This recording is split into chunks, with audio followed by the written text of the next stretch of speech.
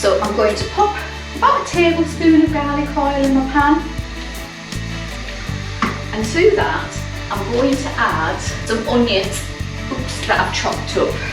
I've got 2 onions here. These are big chunks of onion because it's going to be cooking for a while. There we go. Just leave my bowl here. So we're going to soften the onions up in the pan. Put the light on for you so you can see.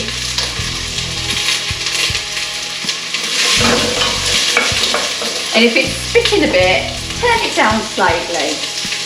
Now to that, we need to add some salt. Not too much. This is Himalayan salt.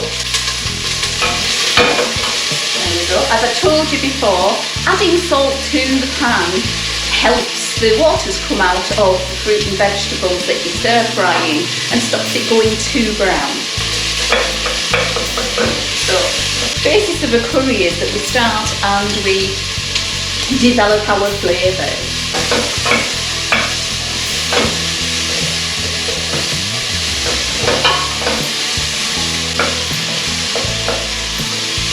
Give them a few minutes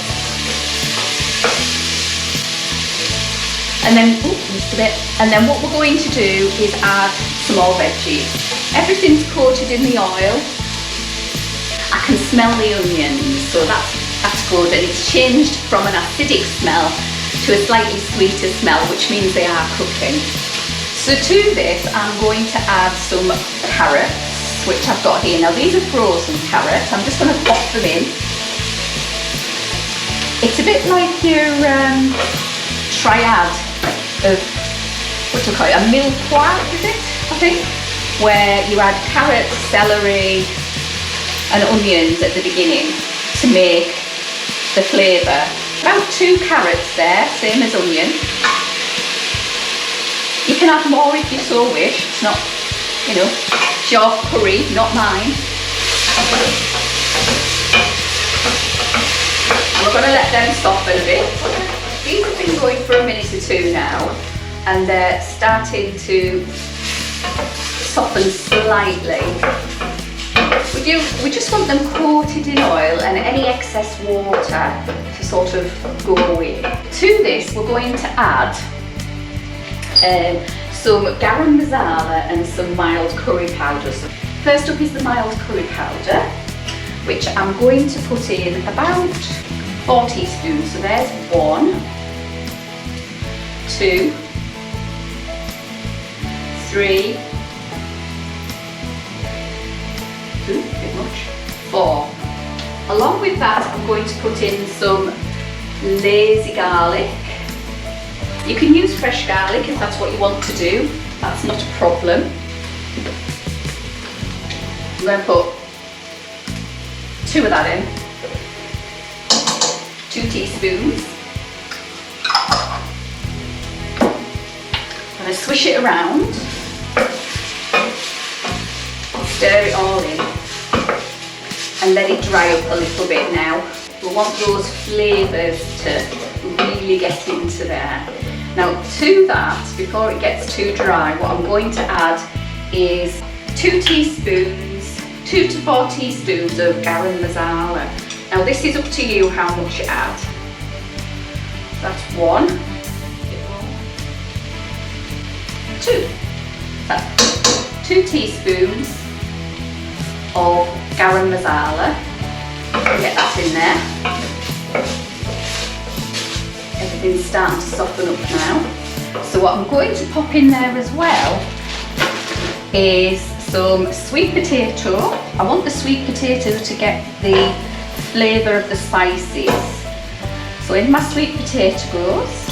And along with that, I'm going to pop in butternut squash. Butternut squash, yes.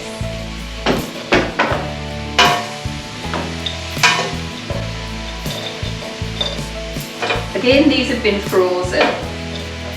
I had a fresh one and I couldn't get to use it, so I froze it. Chopped it up and froze it, which is a good way of keeping your vegetables from going off. Okay, so and give it a stir. We want all those vegetables to be nicely coated in our spices. Now this is the time to check to see if you need any more spices in there. Looking at this, I would say you could maybe do with another teaspoon of curry powder and a teaspoon of garam masala. So I'm going to pop in, another teaspoon of curry powder going in now. It's mild curry powder that I'm using, mild. And another teaspoon of garam masala.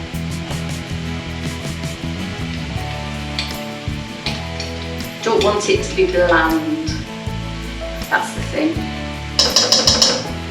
Now it's at this time you can actually add some chilli powder if you want to. There is chilli in the mild curry powder, but it's up to you. It's your choice.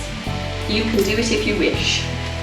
But I'm after a mild curry today because my father does not eat curry very well. So we need something that's going to be mild. Full of flavour, and mild. Okay, so those are coming along nicely. I'll give them a few more minutes, and what we're going to do after that is add our cauliflower. What we're looking for is them to defrost or just get nicely coated with those spices.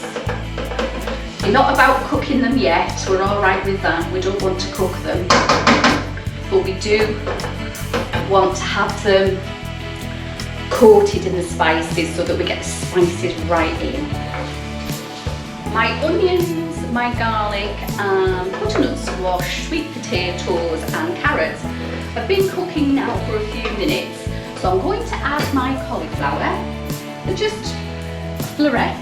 I've made them slightly bigger because cauliflower, when it's overcooked, is disgusting to me. So in that goes.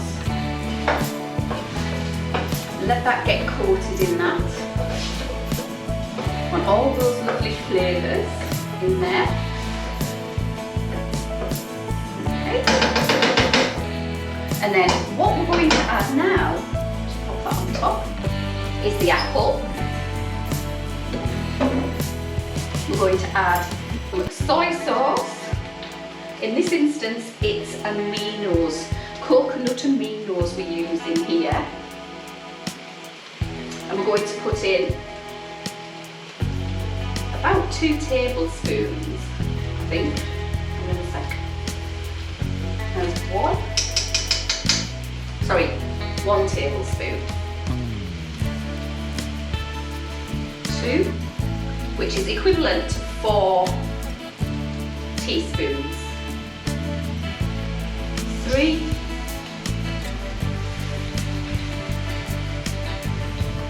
4. On top of that, we're going to add some honey. If I can find it. If I can't, it'll have to be sugar. So we're going to use sugar instead. And we're going to use about 2 teaspoons of sugar. And that goes. On top of that, we're going to add 2 stock cubes, 2 chicken stock cubes. There's 1. And 2. And to that, we're going to cover with water. So in that goes. So about halfway up the pan is enough. Give it a stir. And we're going to leave that covered to cook until the cauliflower, potatoes and everything are all nice and soft. So pop the lid on and bring it to a boil. So my curry's been cooking now for about 7 minutes, so I'm going to check it and see what's going on. Now then, as you can see, the cauliflower is starting to soak up some of the flavourings because it's changing colour. But I'm just going to check and see how the carrots, the squash and the potatoes are doing. And for that, take a knife that you used to cut it up with and give it a dig. And that's really soft, that sweet potato, which it should be because sweet potatoes don't take long to cook. Butternut squash is good. And my carrots, not quite. My cauliflower, let me get a hold of it if I can. Here we go. Needs a little bit longer.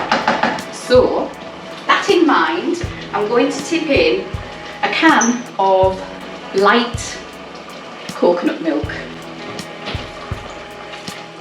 The whole can going in by about 4 tablespoons. Give it a swish around, and then we're going to add, it's a cornflour slurry, 2 tablespoons of corn flour with 4 tablespoons of coconut milk, and we're going to pop that in there to thicken it up. There we go. Give it a stir, and for the last 4 minutes, 3 to 4 minutes, that's going to thicken up, finish cooking our cauliflower and our carrots, and we will be fit to rock then. So give it a stir and pop your lid back on. So this has been cooking now for just over 10 minutes. So now is the time to check to see if it's all well and cooked. So getting a piece of cauliflower to start off with. Get a fork, spear it. If it goes through okay, which that did, it's fine. And again with your carrots, get a piece of carrot, spear it. If it goes through, then it's fine. The only other thing to do now is to check it for seasonings. So take in a clean spoon. We're going to take a little bit out the middle, blow on it because it will be hot, and taste it. And that tastes lovely. It's thickened up nicely, which is always good. There's a little bit of a kick in the background, not a lot, which is good. The last thing to add to our curry is something green. So, yeah.